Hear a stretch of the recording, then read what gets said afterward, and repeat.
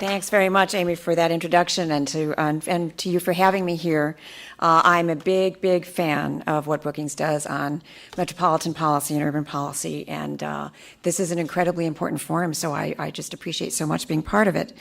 As you've heard, I've worked on immigration policy in our nation's capital and around the country for over 25 years.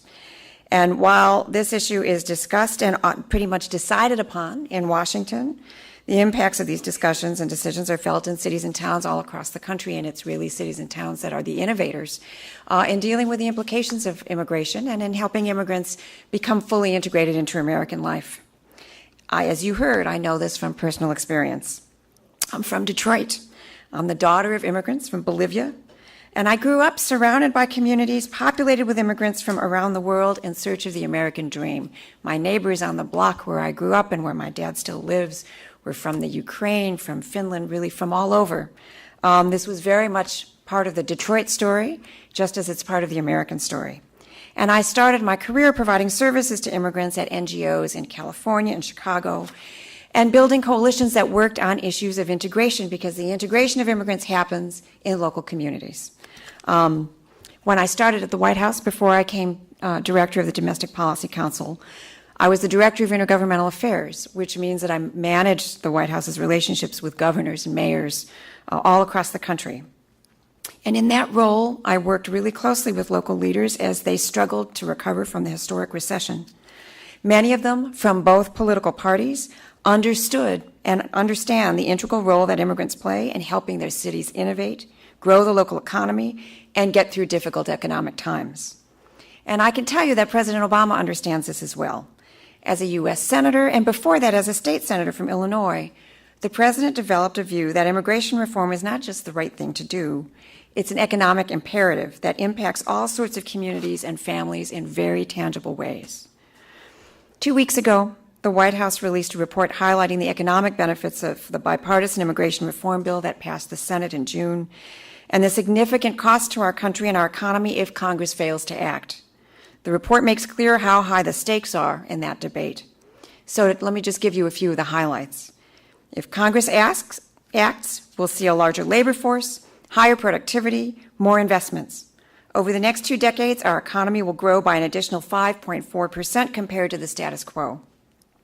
If Congress acts, real wages will rise, deficits will fall by $850 billion, and our debt will shrink as a share of the economy. If Congress acts, the solvency of the Social Security Trust Fund will be extended by 2 years, and the 75-year shortfall will be reduced by nearly $500 billion. If Congress acts, the recovery of the housing market will be strengthened thanks to stronger demand and higher prices for homes in neighborhoods hardest hit by the recession. If Congress acts, things like the visa waiver program, new officers in Customs and Border Patrol, and the permanent authorization of the Corporation for Travel Promotion will provide a significant boost to tourism and hospitality all around the country.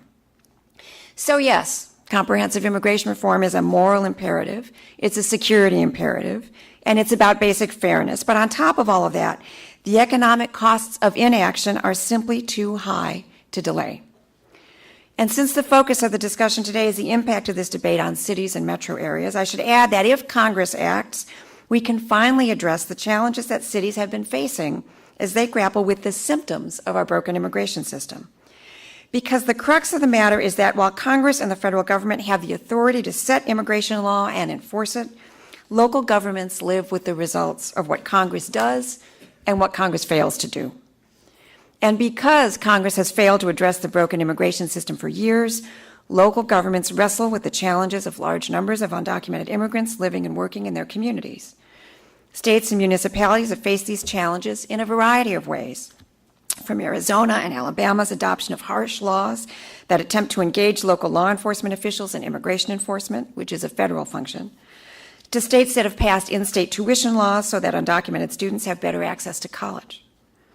Local police forces wrestle with the challenge of building relationships in communities which are, by definition, living in fear of contact with the authorities, which makes it harder to encourage folks to come forward when a crime has been committed or a safety hazard emerges. School districts work to integrate children who struggle with the fear that their parents will be deported. Research is showing, as you might expect, that that kind of anxiety interferes with success in school for those students. And while some state legislatures have responded to these challenges by passing laws which reflect a variety of approaches, the fact is that states can't regulate immigration. That's the job of the United States Congress. And even if they could, we could hardly say that a patchwork of 50 different approaches is a rational immigration policy. We know that there is innovation happening in states and in local governments, especially on the issues of immigrant integration, and I know you're going to hear more about that today. But it is important that Congress act. It is their job to regulate immigration, and in the framework of a rational policy, we can be giving states and local governments the supports that they need to do this job well, the job of integrating us into one community successfully.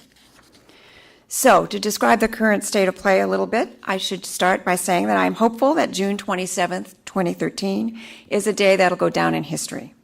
I was fortunate enough to be sitting in the gallery as the Senate passed the Border Security, Economic Opportunity, and Immigration Modernization Act, the bipartisan bill we've all been talking about for so long.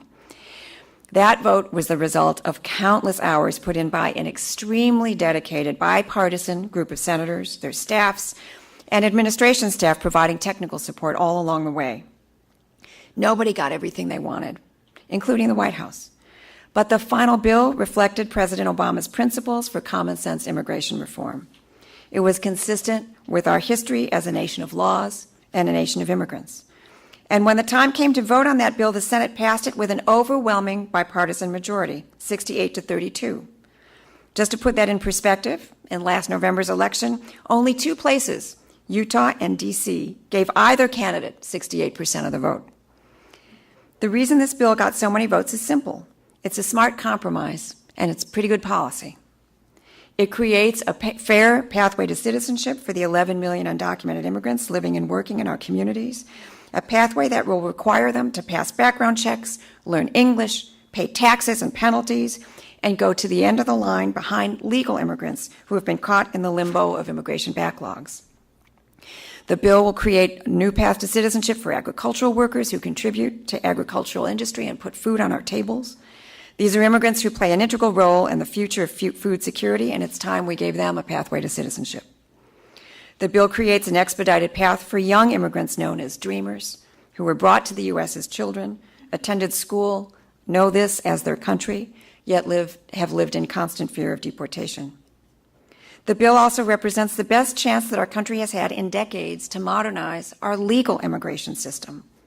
It builds on the administration's progress of strengthening border security and cracking down on employers that hire and exploit undocumented workers. It also creates a meaningful pathway to earn citizenship for undocumented immigrants, modernizes the legal immigration system for families, workers, and employees. So we know the fight for immigration reform has never been easy. We don't expect it to be easy this time. There were plenty of people who predicted that we would never get this far, and there are folks predicting that we won't get any further. But there's little question in my mind that the Senate bill, or something very much like it, would pass if the House got a chance to vote on it. But as the President said when the bill left the Senate, now is the time when opponents will try their hardest to pull this bipartisan effort apart so they can stop common sense immigration reform from becoming a reality. So we've got work to do.